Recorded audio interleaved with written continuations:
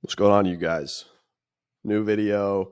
This one is going to be about navigating chargebacks, disputes, refunds in the high ticket sales space. This is more so tailored for the direct steps that sales reps should take to not have this happen. But if you have your own offer or you're helping people manage or build stuff out, this could also be applicable to you. I've been on a handful of teams, more than a handful of teams in this space. I've helped other people build their sales teams remote.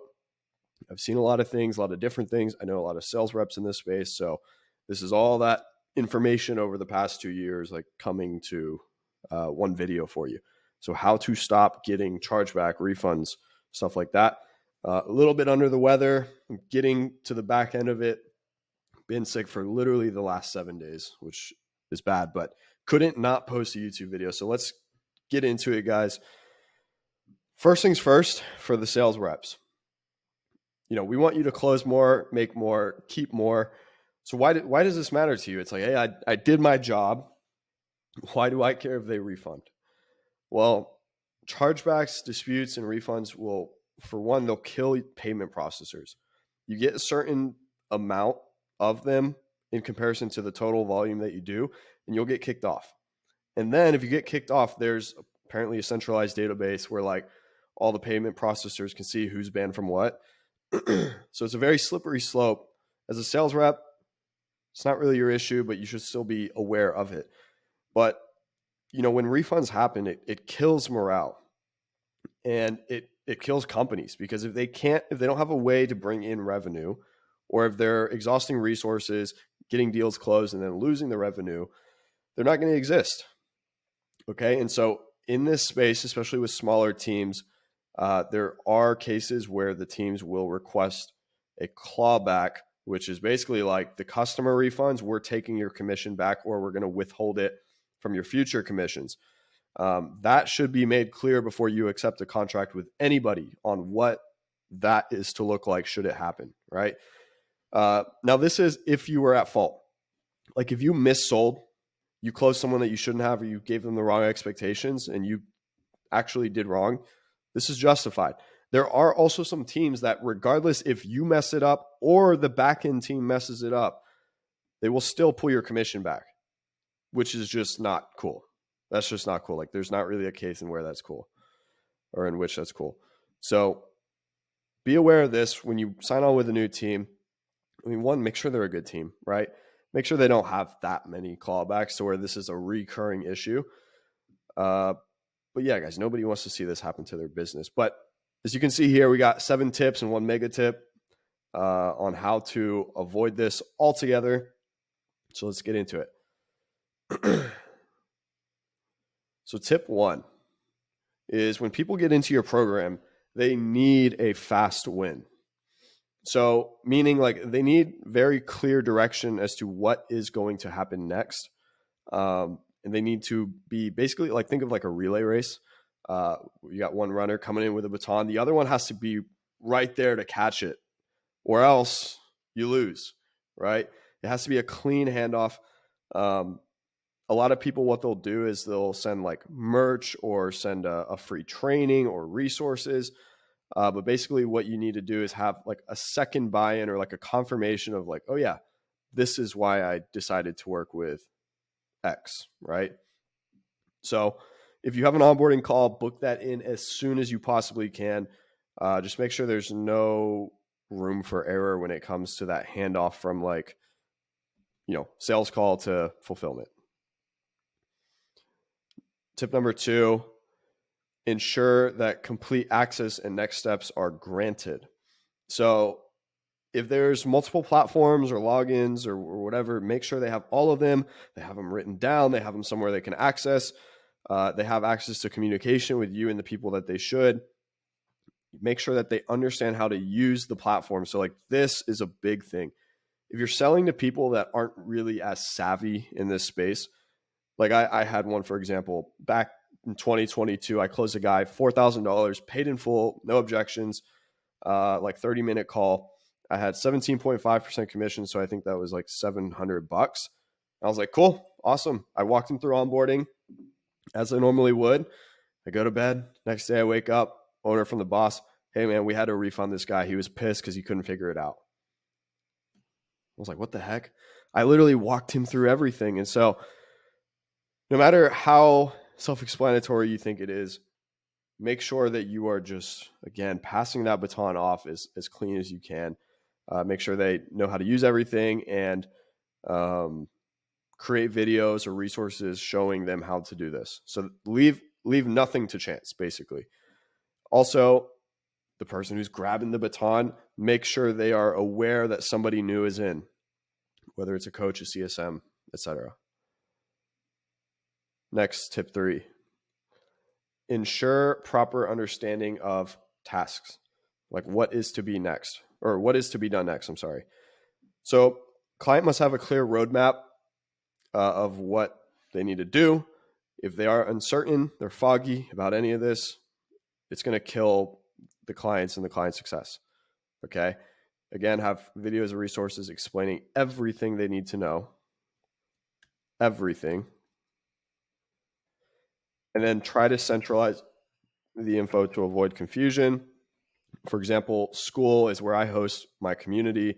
We've got the course, the live call calendar, the communication channels. When you have something like a group on Facebook and a course on Kajabi, and then they have to go to the email to get all this stuff, it's very easy for people who aren't as accustomed to this space to get lost, confused, and upset. So try to make this as easy as possible. This platform, School, if you're not familiar with it, SKOOL, look it up. It's really good.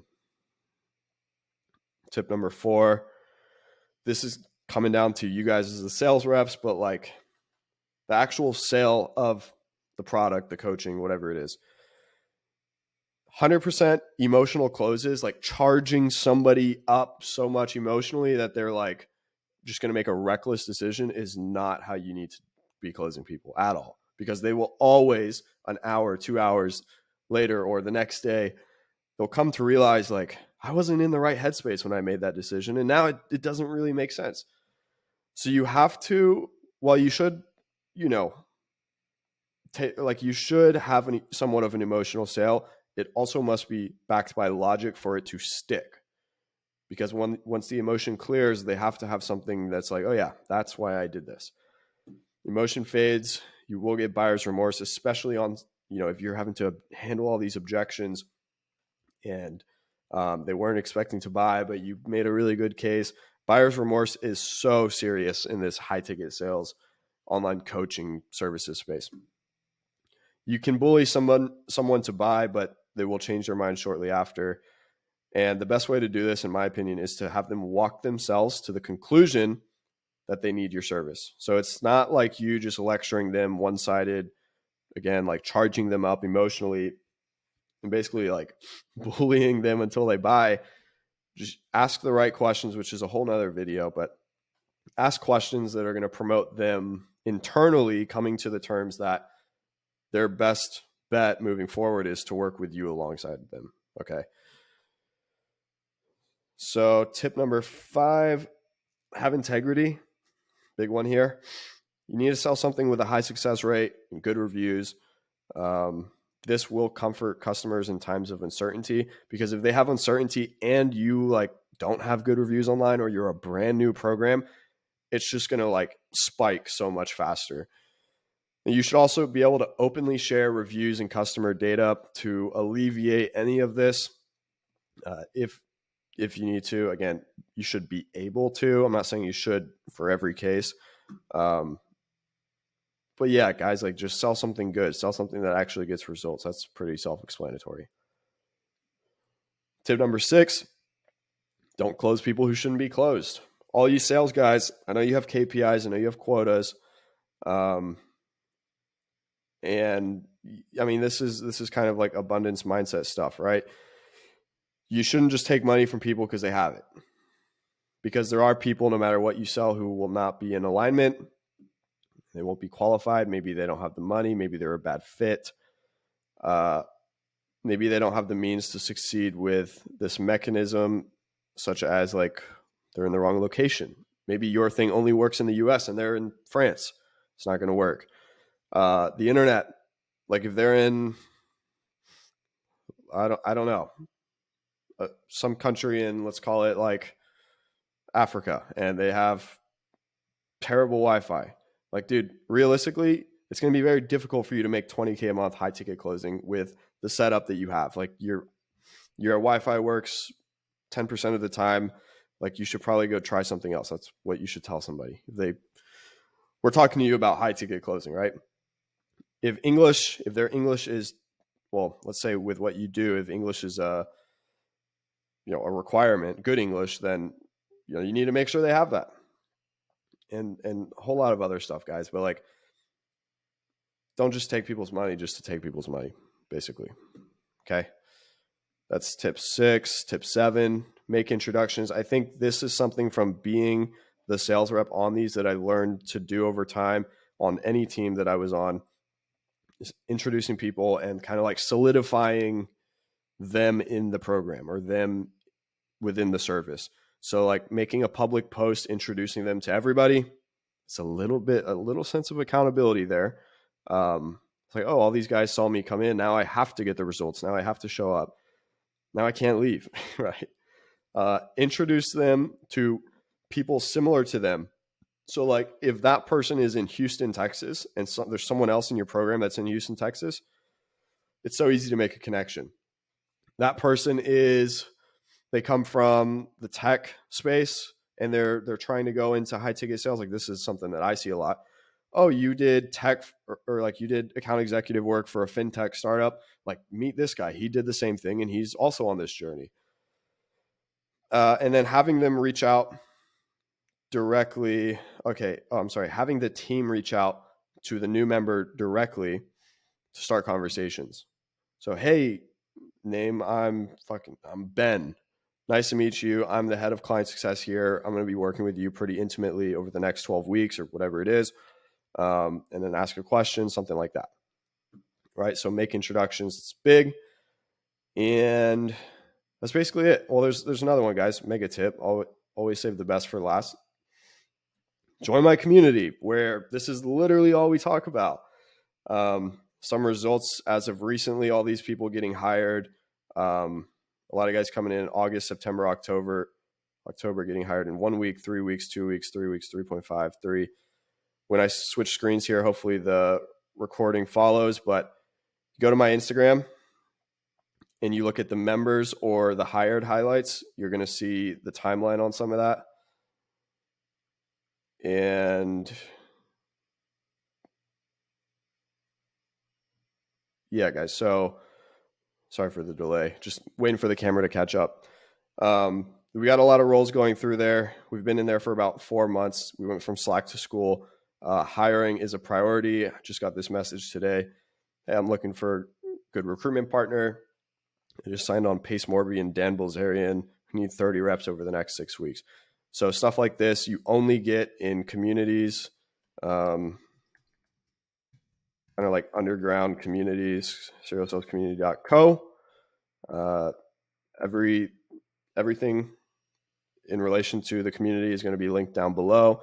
If you have any questions, hit me up on Instagram, Twitter, TikTok now, because I'm trying to go hard on TikTok. Email dylan@serialsales.co, and we'll take it from there. But yeah, guys, stop getting refunds, keep your commissions, and don't kill your payment processors. You'll make a lot more money. Peace.